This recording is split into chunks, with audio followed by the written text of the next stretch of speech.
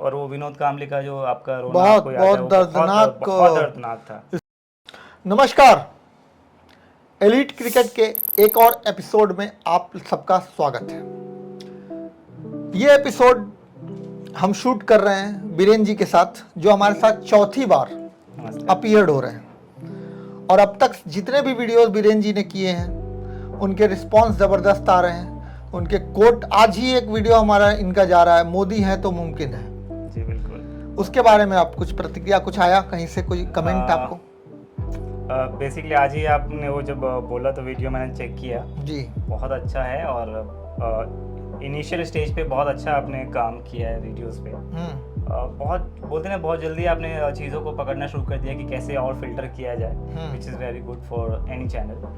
सो उसके लिए आपको बधाई हो। चलिए अब हम क्रिकेट की बात करेंगे और 96 की बात करेंगे, क्योंकि वर्ल्ड कप की बात हो रही, तो अभी हम वर्ल्ड कप के इर्द गिर्द ही रहेंगे। 96 में एक ऐसी टीम जो गई थी 92 के वर्ल्ड, जो 83 में वर्ल्ड कप जीत चुकी थी भारत। जी। फिर 83 के बाद 87 में नहीं जीत पाई, 92 में नहीं जीत पाई, 96 में पहुंचती है। जी। और उसमें एक बहुत धाकड़ बल्लेबाज सचिन तेंदुलकर और एक संतुलित team, Mohammad Azharuddin was the captain, Ajay Jadeja, बहुत से ऐसे दिग्गज दिग्गज टीम थी और एकदम लय पकड़ चुकी टीम थी। क्वार्टर फाइनल में जिस तरह से पाकिस्तान को हराया, आपको याद होगा वो शॉट आमिर सोहेल का, जिसपे वेंकटेश प्रसाद को उन्होंने बल्ला दिखाया था। तो एक इतने मनोबल वाली टीम, जिसमें वेंकटेश प्रसाद ने अगली बॉल पे आमिर सोहेल को बोल्ड मार दिया, उसके बाद वो सेमीफाइनल में पहुंचती। आज हमारे जो कन्वर्सेशन होगा सेमीफाइनल के इर्द गिर्द होगा, जब हमारे देश की एक होप थी कि हम वो विश्व कप जीत सकते थे, वो भी भारत में था। ये भी एक ट्रिविया थी कि 3 देश, भारत, श्रीलंका और पाकिस्तान, तीनों मिल करके वो वर्ल्ड कप ने आयोजित किया गया। आपको याद होगा विल्स वर्ल्ड कप, उसको Wills was the title sponsor of that World Cup. हम सेमीफाइनल में पहुंचते हैं, सब कुछ अच्छा चल रहा होता है। इवन हमारा जो फर्स्ट बॉलिंग भी रही वो भी ज़बरदस्त रही। हमने श्रीलंका को एक अच्छे लिमिटेड स्कोर पे बुक भी किया, ठीक है, आउट भी किया। लेकिन उसके बाद जैसे सेकेंड इनिंग में हमारे सचिन तेंदुलकर के आउट होने के बाद जिस तरह से विकेट का पतझड़ लगा, वहाँ से हमारी जो तकदीर बदली है। और जिस तरह से कोलकाता ईडन गार्डन्स में वो मैच हो रहा था, आपको याद होगा, दर्शकों ने बोतल और ये फेंकना शुरू किया। तो आपको क्या लगता है कि दर्शकों का ये व्यवहार, अगर शायद 2 विकेट बचे थे, हम जीत सकते थे मैच? क्रिकेट तो अनिश्चितताओं के गेम था, ओवर बहुत थे हमारे पास। क्या दर्शकों ने जल्दीबाजी की उस मैच में?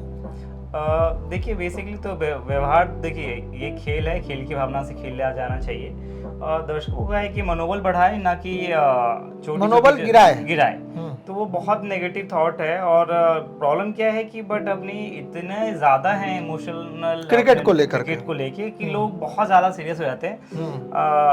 देखिए उस टाइम मैं भी छोटा था, आप भी छोटे होंगे, तो उस टाइम देखिए याद होगा कि उस टाइम क्रिकेट देखने के लिए मैं 10 साल का था, आप भी 10 साल के रहे होंगे। या तो कोई गवर्नमेंट हॉस्पिटल के बाहर या कोई बड़े बड़े संस्था उसके बाहर रहते थे, या तो मोस्ट ऑफ टाइम उस टाइम लोग गांव में चौपाल पे रेडियो लगा के और रेडियो पे लाइव टेलीकास्ट सुना करते थे, देखना से ज़्यादा सुनते थे। तो सुन के भी लोग एकदम पूरा परेशान हो रहे थे। जितना मुझे याद है कि मेरे आंगन में भी एक उस टाइम लकड़ी के बॉक्स वाला रेडियो हुआ करता था, बहुत सेलेक्टेड लोगों के पास। क्या बात है, ये भी आपने बहुत अच्छी बात बताई, लकड़ी के बॉक्स का रेडियो। जी, वो उस टाइम ऐसा फ्रेम ही होता था कि लकड़ी के बॉक्स का, एकदम आपको जैसे हारमोनियम बोलते हैं ना, अच्छा, उस तरह का रेडियो होता था, जो बहुत ही सेलेक्टिव लोगों के पास होता था। ओके। और जिसके घर पे है, विच मीन समझ लीजिए पूरा गांव उसके घर पे इकट्ठा होके, हाँ, वो थोड़ा संभ्रांत परिवार बोला जा सकता है। हाँ, आइदर या तो ब्लैक एंड व्हाइट टीवी थी, कलर टीवी तो शायद उस टाइम नहीं, हमारे घर में भी उस समय सोनोडाइन का ब्लैक एंड व्हाइट टीवी था, और एंटीना हिला करके हम लोग वेस्टर्न का हमारे यहाँ टीवी था, वेस्टर्न का एक ब्लैक एंड व्हाइट टीवी बहुत छोटा सा जी। और रेडियो पे ज्यादातर लोग सुनते थे मैच, और उसके लिए भी बहुत स्ट्रगल करना पड़ता था, कभी सिग्नल नहीं आता था।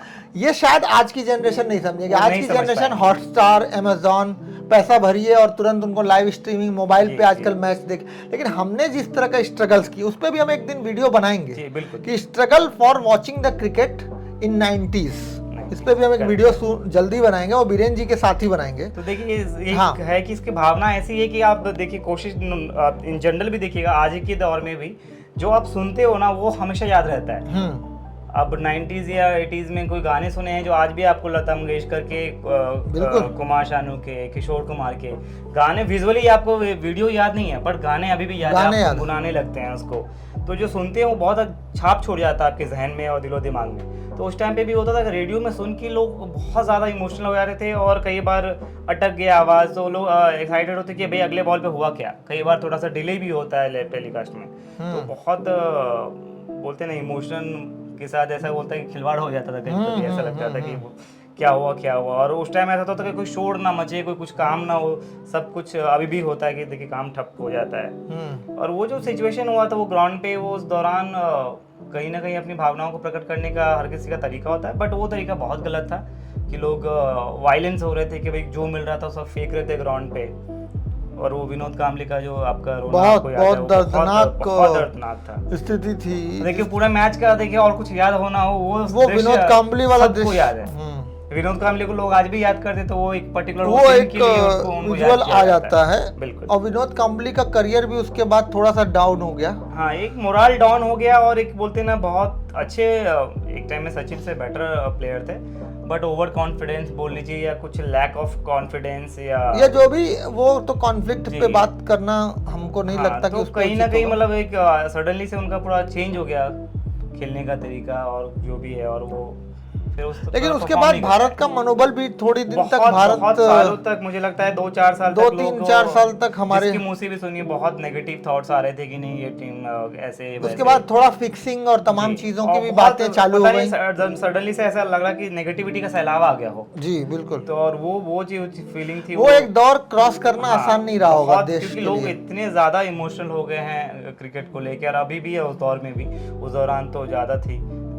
अभी उस टाइम की ऑडियंस क्या थी कि बहुत ज़्यादा जुड़ा। अभी तो क्या है, देखिए अभी मनोरंजन के बहुत सारे साधन हैं। अब आज की डेट में OTT प्लेटफॉर्म है, अलग अलग चीज़ें हैं, आप 10 चीज़ों में इन्वॉल्व हो जाते हो, पार्टीज में इन्वॉल्व हो जाते हो, चीज़ों में इन्वॉल्व हो जाते हो। बट उस टाइम मनोरंजन का ज़्यादा साधन नहीं था। जो भी था आपके पास, ये आइदर कुछ फिल्में चुनिंदा जिसका सोर्स बहुत लिमिटेड था, और आइदर क्रिकेट। और क्रिकेट था जो सबको रीचेबल था कि रेडियो पे सुन सकते हैं। मूवी देखने के लिए थिएटर जाना था, उस टाइम में सबके लिए इतने इजीली एक्सेस नहीं था। क्रिकेट बट क्रिकेट एक था कि सबको एक्सेस है कि कहीं बज रहा है तो लोग इकट्ठे होकर क्रिकेट में जो देश की भावना भी आती है ना, मूवी में आपको देश की भावना बहुत कम नजर आती है। जैसे गदर में आ गई, उस समय के दौर पे लगान में आ गई देश के लिए, लेकिन इस तरह की मूवीज में वो भावना नहीं जो क्रिकेट से जुड़ा है। मूवी में देखिए वो भावना नहीं आती है, वो तो क्या है कि ग्लैमर का एक तड़का है, लोगों को पसंद आता है। बट देश की भावना जैसे क्रिकेट से जुड़ी हुई है, क्रिकेट से जुड़ी हुई वैसी भावना तो नहीं आ पाएगी फॉर श्योर मूवी के लिए। हाँ, इन फ्यूचर में ऐसी कोई मूवी बन जाए जिस चीज को रिप्रेजेंट करे,